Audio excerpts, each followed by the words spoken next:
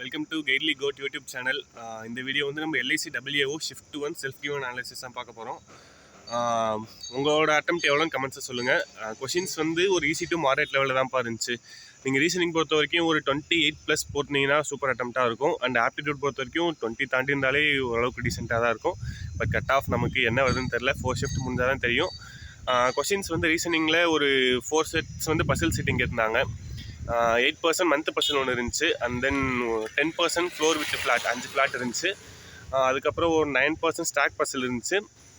Circle ஒரு பசில் இருந்துச்சு, seating இருந்துச்சு. சர்க்கிள் பசில் எப்படின்னா ஃபேஸிங் இன்சைட் அவுட் சைட் 8% இருந்தாங்க. அண்ட் ஆப்டிடியூடில் வந்து ஒரு 3 குவாட்ராட்டிக் இருந்தாங்க, 3-4 குவாட்ராட்டிக் இருந்தாங்க. அண்ட் சிம்பிளிஃபிகேஷன் ஒரு 6-7 கொஸ்டின் இருந்துச்சு. ஈஸியாக தான் இருந்துச்சு, போட ஆன்சர் வந்துச்சு. சிம்பிளிஃபிகேஷனில் அப்ராக்சிமேஷன் இருந்துச்சு.